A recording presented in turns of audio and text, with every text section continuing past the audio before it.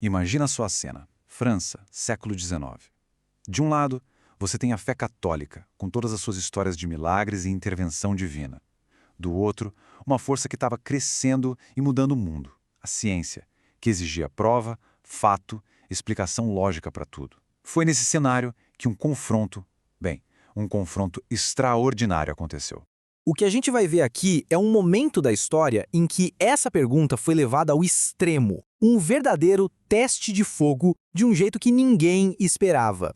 Então, esse aqui é o nosso roteiro para entender essa história toda. Primeiro a gente vai ver o embate entre fé e ciência, depois a resposta bem inesperada da igreja, a criação de um escritório médico para analisar as curas e, por fim, como eles decidiam o que era médico e o que era divino. Vamos nessa! No final dos anos 1800, a Europa estava vivendo a febre do positivismo. A ideia era que só o que podia ser provado cientificamente era real, era legítimo. E claro, isso batia de frente, e muito, com a Igreja Católica. E essa briga de ideias virou uma coisa enorme. De um lado, a ciência dizendo que tudo tinha que ter uma explicação natural, que o sobrenatural não existia. Do outro, a fé, baseada em testemunhos, falando das curas milagrosas de Lourdes. E o Santuário de Lourdes virou o centro dessa disputa.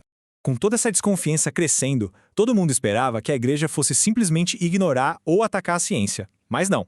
A igreja fez uma jogada que surpreendeu todo mundo e mudou as regras do jogo. Pois é. Em vez de virar as costas para os métodos científicos, a igreja decidiu fazer o contrário. Ela abraçou a ciência e resolveu usá-la como uma ferramenta para validar as curas. E essa estratégia levou à criação de algo bem único e, na época, muito poderoso. Eles criaram o Bureau de Constatações Médicas, ou BCM. Pensa num comitê de médicos super rigoroso, cuja única função era investigar cada alegação de cura. Eles usavam tudo que a medicina da época oferecia: diagnósticos, prontuários, exames. Era a igreja usando a linguagem da ciência para defender a fé. Mas como é que isso funcionava na vida real?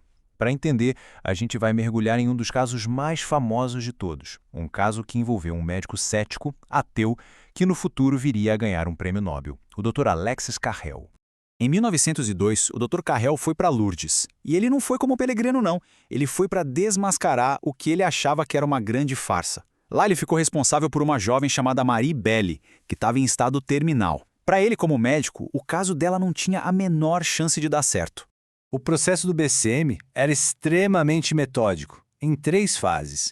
E para um cientista como Carrel, cada passo desses era uma nova chance de encontrar uma falha, uma explicação racional, uma prova de que aquilo tudo era só sugestão ao erro de diagnóstico. E o ponto principal era esse. Não era qualquer melhora que contava. A cura tinha que ser uma coisa absurda. Uma doença grave, comprovada, que desaparecia de uma hora para outra. Sem aquele período de recuperação lenta, sabe? A pessoa tinha que ficar boa na hora. Qualquer coisa diferente disso era descartada. E foi aí que o mundo do Dr. Carrel virou de cabeça para baixo. Ele estava lá, do lado da Marie Belli, documentando tudo. Às 2 da tarde, ela estava morrendo. 1 hora depois, o inchaço na barriga dela começou a diminuir, na frente dele. E às 4, o pulso dela estava normal, a barriga lisa. Ela se sentou. Tudo isso em questão de 2 horas. A conclusão do cético foi essa, preto no branco. Ele disse que seria ridículo negar o que ele tinha acabado de ver com os próprios olhos. Um testemunho inacreditável. Mas, mesmo com essa evidência, o trabalho do médico parava num ponto bem específico. E isso nos leva à conclusão fascinante e, vamos dizer, bem inteligente do processo do BCM. Havia uma separação muito clara de papéis. Os médicos, como o Carrel, iam até o limite da ciência. O trabalho deles era atestar: olha, isso aqui, pela medicina, não tem explicação. Eles não declaravam um milagre. Quem fazia isso eram os teólogos, que pegavam esse laudo médico e, aí sim, com base nos critérios da fé, classificavam o evento como um milagre. No fim do dia, a palavra final sobre o que era ou não um milagre continuava sendo da igreja. Foi uma forma genial de usar a autoridade da ciência a seu favor, sem nunca abrir mão da sua própria autoridade. A história de Lourdes e a conversão do Dr. Carrel não dão uma resposta simples para essa pergunta, mas com certeza mostram uma tentativa impressionante de construir uma ponte entre 2 mundos que para muita gente parecem completamente separados.